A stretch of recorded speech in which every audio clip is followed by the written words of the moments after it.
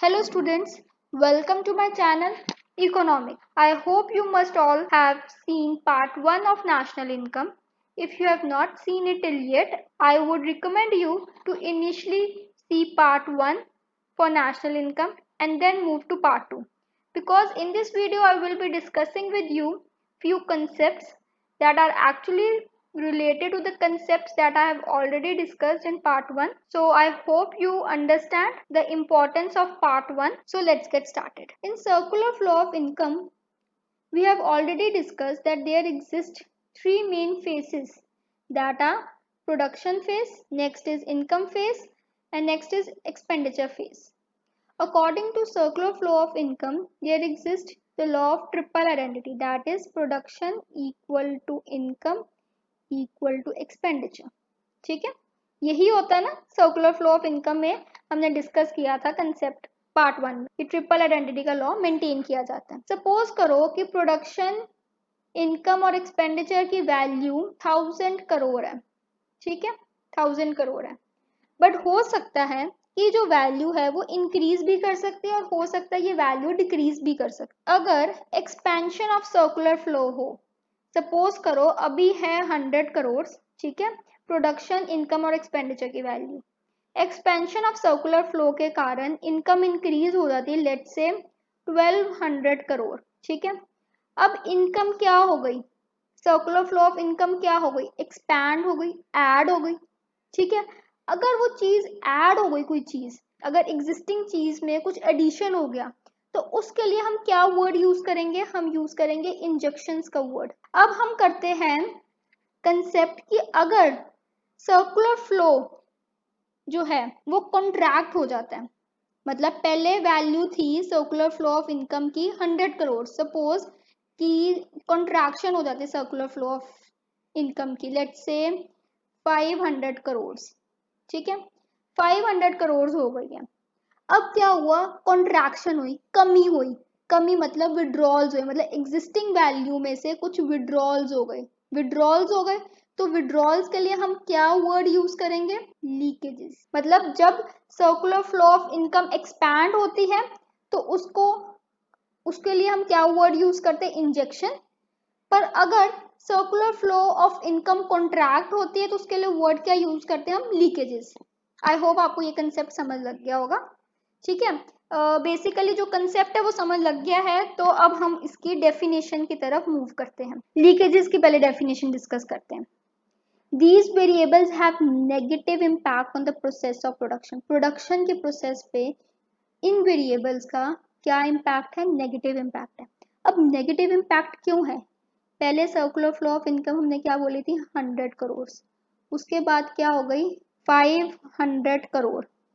Value क्या हुई, कम हुई, कॉन्ट्रैक्ट हुई. जब वैल्यू कॉन्ट्रैक्ट होगी तो ऑब्वियसली क्या इम्पैक्ट होगा उसका, प्रोडक्शन प्रोसेस पे नेगेटिव इम्पैक्ट होगा. ठीक है, it involves withdrawals from circular flow. ये तो मतलब लाइन आई सपोज ऊपर से ही क्लियर हो गई होगी, अब एक्सप्लेनेशन और देने की जरूरत नहीं है. अच्छा, अब सर्कुलर फ्लो में लीकेजेस का क्या इफेक्ट्स होता है वो हम पढ़. Reduces flow of production and income. Obvious है, जब income, circular flow of income कम हो गई, ठीक है, कम हो गई ना इसमें, तो प्रोडक्शन भी कम होगी और इनकम भी कम होगी. ठीक है, जब पैसा नहीं होगा तो ऑब्वियसली प्रोडक्शन भी तो कम होगी, प्रोड्यूसर्स प्रोड्यूस ही कम करेंगे. नेक्स्ट है reduces the demand of goods and services. Reduce हो गए demand of goods and services. अब क्यों रिड्यूस हुए डिमांड, जब लोगों के पास इनकम नहीं है, ठीक है, तो वो कैसे डिमांड कर सकते गुड्स के, पैसा ही नहीं है कंज्यूमर्स के हाथ में, तो वो गुड्स को डिमांड ही नहीं कर सकते. तो जिसके कारण लीकेजेस के कारण जो है रिड्यूस हो जाती है demand of goods and services. अब हम इंजेक्शंस की डेफिनेशन पढ़ते हैं. These variables have positive impact on the process of production. इनका कौन सा इम्पैक्ट होता है प्रोसेस ऑफ प्रोडक्शन में, पॉजिटिव. क्यों, पहला था 1000 करोड़, उसके बाद हमने क्या लिया था, 1200 करोड़. ठीक है, एक्सपेंशन ऑफ सर्कुलर फ्लो हुआ. अब एक्सपेंशन हुआ तो ऑब्वियसली क्या होगा, पॉजिटिव इम्पैक्ट होगा. किसी चीज में एक्सपेंशन होती है तो क्या होता है, पॉजिटिव इम्पैक्ट होता है. It involves addition to the circular flow. Self explanatory line है ये। नेक्स्ट है इफेक्ट्स। अब सर्कुलर फ्लो के में इंजेक्शंस का क्या इफेक्ट आता है वो पढ़ेंगे। Increases the flow of production and income. Income और प्रोडक्शन का जो है फ्लो बढ़ जाएगा। जब हमारी सर्कुलर फ्लो ऑफ इनकम बढ़ जाएगी तो ऑब्वियसली कंज्यूमर्स की भी इनकम बढ़ जाएगी, प्रोड्यूसर्स भी प्रोडक्शन इंक्रीज कर देंगे। Increases the demand of goods. अच्छा, अब डिमांड ऑफ गुड्स क्यों इंक्रीज होते हैं? जब लोगों के हाथ में इनकम आ जाएगी, तो जब लोगों के हाथ में इनकम आएगी तो वो ऑब्वियसली कहीं ना कहीं खर्च करना चाहेंगे, तो मतलब वो डिमांड करना चाहेंगे गुड्स एंड सर्विसेज की। तो इंजेक्शंस के कारण demand of goods and services increase हो जाए। अच्छा, अब नेक्स्ट कंसेप्ट के ऊपर चलने से पहले हम एग्जाम्पल्स लेते हैं। लीकेजेस के लिए एग्जाम्पल हम लेते हैं इम्पोर्ट्स। अब इम्पोर्ट्स में क्या होता है? इम्पोर्ट्स में क्या होता है? इम्पोर्ट्स मतलब फॉरेन कंट्री में से अपनी कंट्री में गुड्स एंड सर्विसेज आनी है। ठीक है, गुड्स एंड सर्विसेज तो आनी है, पर फॉरेन कंट्री को पैसा तो हमें देना पड़ेगा ना। तो पैसा क्या होगा? पैसा जाएगा हमारी कंट्री में से, मतलब हमारी सर्कुलर फ्लो ऑफ इनकम क्या हो गई? विड्रॉ हो गई। हमारी सर्कुलर फ्लो ऑफ इनकम में क्या हो गया? विड्रॉ हो गई। तो जिसके कारण ये किसकी एग्जाम्पल आएगी? लीकेजेस की एग्जाम्पल आएगी। अच्छा, अब नेक्स्ट है इंजेक्शंस के लिए। इंजेक्शंस के लिए मैं एग्जांपल देती हूँ एक्सपोर्ट्स। अब एक्सपोर्ट्स में क्या होगा? एक्सपोर्ट्स में हमारी कंट्री में से जो गुड्स एंड सर्विसेज है वो फॉरेन कंट्री में जाएगी। अब गुड्स एंड सर्विसेज हमारी कंट्री से फॉरेन कंट्री में तो जाएगी, बट पैसा तो हमारे कंट्री में आएगा ना, इनकम तो हमारी कंट्री में आएगी ना। तो हमारी सर्कुलर फ्लो ऑफ इनकम में क्या हो जाएगा? एडिशन हो जाएगा। जब वो एडिशन हो जाएगा तो उसको क्या बोलेंगे? इंजेक्शन का प्रोसेस कहेंगे। अब आपको अच्छी तरीके से difference between leakages and injection समझ लग गया होगा। Next we have circular flow of income in two sector economy. सर्कुलर फ्लो ऑफ इनकम तो मैंने आपके साथ पिछली वीडियो में अच्छी तरीके से डिस्कस कर लिया था। अब आगे आया टू सेक्टर इकोनॉमी। पिछले वीडियो में बताया था 4 सेक्टर्स है। कौन से 4 सेक्टर्स है इकोनॉमी में? Household, producer, next we have government sector and finally rest of world sector. अब इसमें टू सेक्टर इकोनॉमी की बात करें, अब मैंने पिछली वीडियो में ये भी बताया था कि टू सेक्टर में हम कौन से सेक्टर जनरली लेते हैं? House hold sector and producer sector. ठीक है, ये सेक्टर्स जनरली हम यूज करते हैं। तो यही सेक्टर्स को यूज करके हम circular flow of income in two sector economy discuss करेंगे। विदाउट फाइनेंशियल इंस्टीट्यूशंस, मतलब बैंक्स वगैरह नहीं आएंगे। ठीक है, जो फाइनेंसिस प्रोवाइड करते हैं इकोनॉमी में वो सब इंस्टीट्यूशंस नहीं आएंगे। क्या है? हाउस होल्ड सेक्टर ले लिया एक साइड पे फर्म ले लिया। फर्म मतलब प्रोड्यूसर्स भी आप लिख सकते हो, हाउस होल्ड सेक्टर या प्रोड्यूसर सेक्टर लिख सकते हो। फर्म ने जब गुड्स एंड सर्विसेज प्रोड्यूस करनी है तो उसको फैक्टर्स ऑफ प्रोडक्शन चाहिए। वो क्या होते हैं? Land, labour, capital, entrepreneur. पिछली वीडियो में डिस्कस किया था कि factors of production house hold sector producers को प्रोवाइड करते हैं, मतलब प्रोड्यूसर्स के पास पहुंच गए फैक्टर्स ऑफ प्रोडक्शन।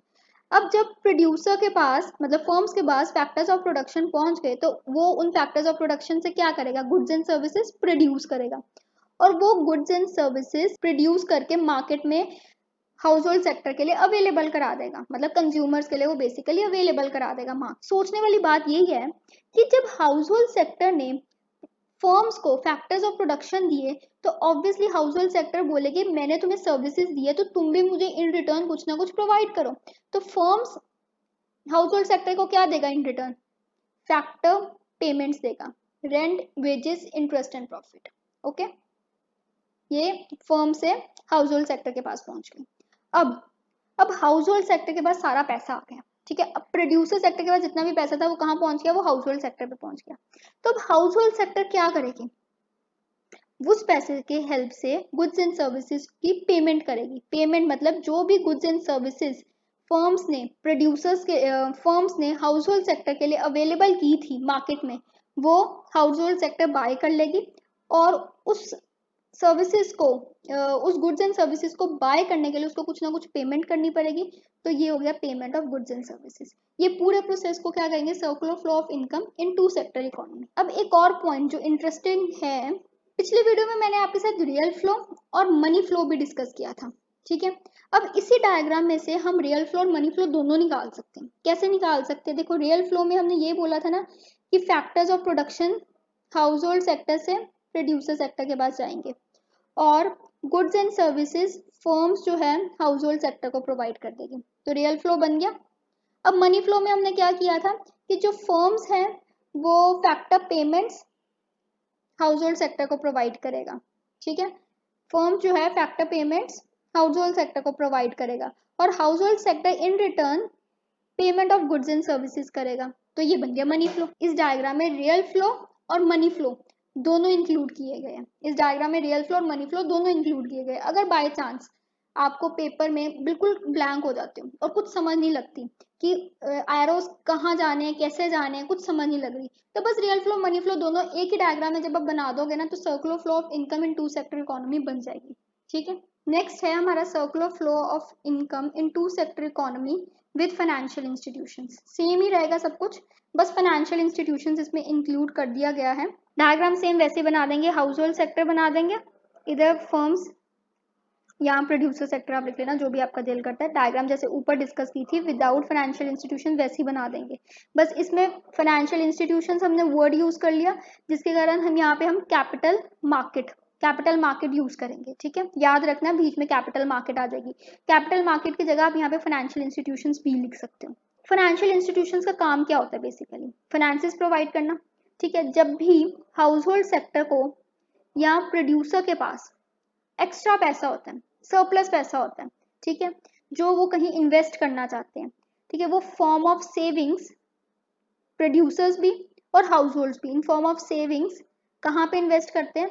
वो फाइनेंशियल इंस्टीट्यूशंस में इन्वेस्ट करते हैं। ये आप अपने पेरेंट्स से पूछ सकते हो, आपके पेरेंट्स आपको बता देंगे जब भी उनके पास कोई सरप्लस पैसा होगा तो वो कहीं इन्वेस्ट करना चाहते हैं तो वो बैंक्स में इन्वेस्ट कर देंगे, वो शेयर मार्केट में इन्वेस्ट कर देंगे, वो गोल्ड खरीद लेंगे एंड एक्सेट्रा एक्सेट्रा कुछ भी कर सकते हैं। तो वो फाइनेंशियल मार्केट में इन्वेस्ट करते हैं, ठीक है। वो फाइनेंशियल मार्केट में इन्वेस्ट करेंगे in the form of savings, दोनों प्रोड्यूसर्स भी और हाउस होल्ड सेक्टर भी।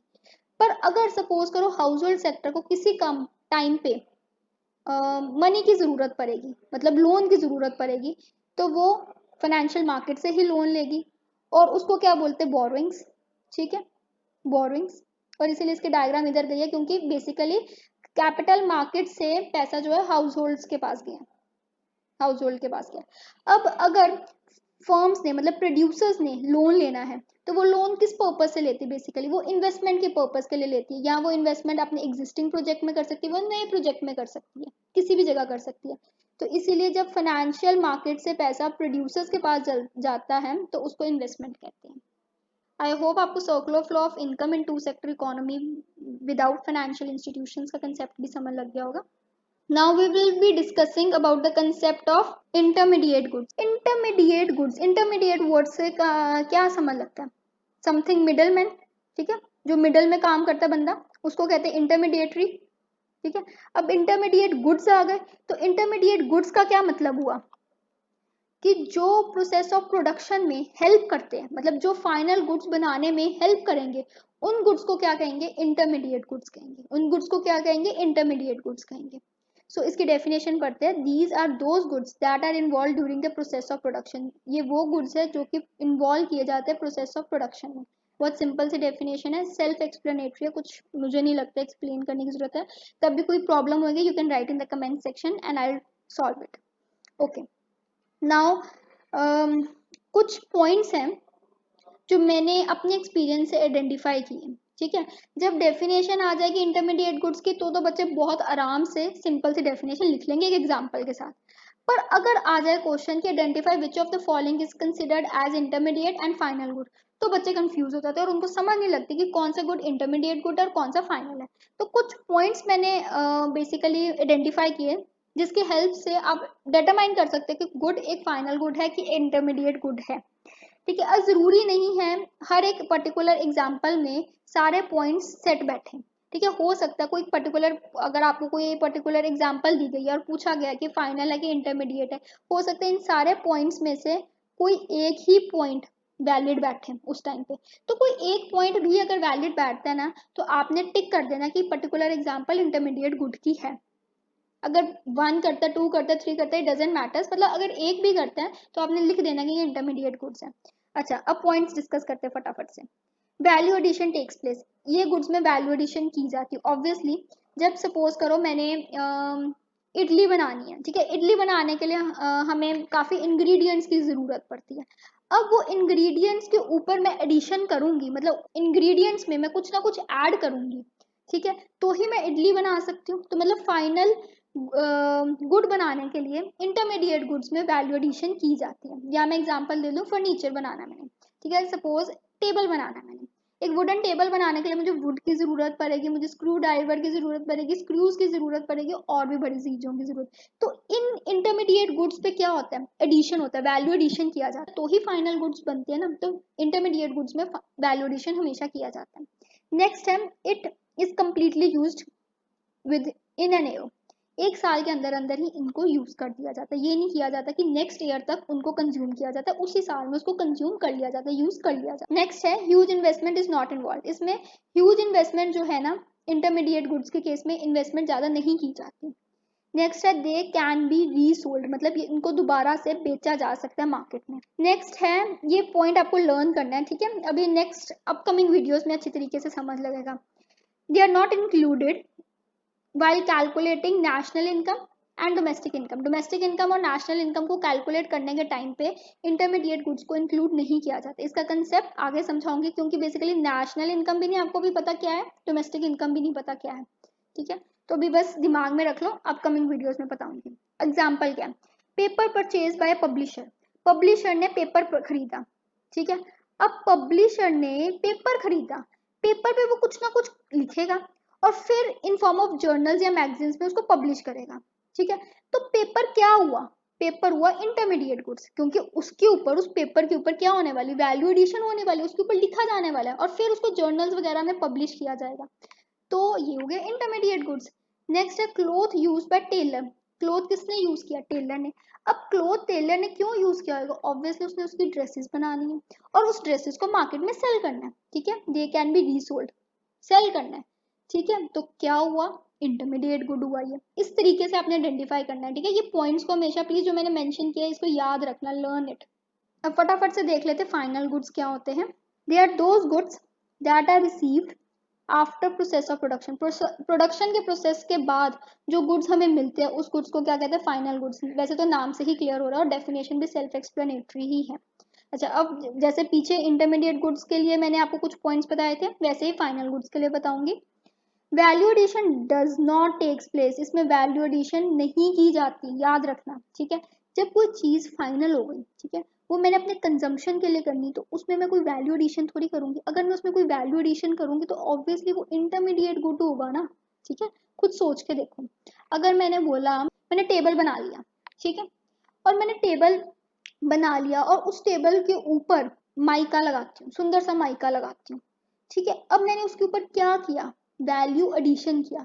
तो वो अभी टेबल, जब तक मैं उसके ऊपर माइका नहीं लगाती तब तक वो इंटरमीडिएट गुड है, ठीक है। जब मैं माइका लगा के उसको फाइनली बेचने के लिए तैयार हूँ, तो उस टाइम पे वो गुड क्या हो जाएगा, फाइनल गुड हो जाएगा, ठीक है। उस टाइम पे जब माइका वगैरह मैं लगा लेती हूँ, उसको सुंदर तरीके से सजा लेती हूँ, तो उस टाइम पे वो गुड क्या होगा, वो फाइनल गुड होगा, ठीक है। इसीलिए जो फाइनल गुड है उसमें कोई वैल्यू एडिशन नहीं की जाती, मतलब वो गुड जो है वो रेडी है for the purpose of selling in the market.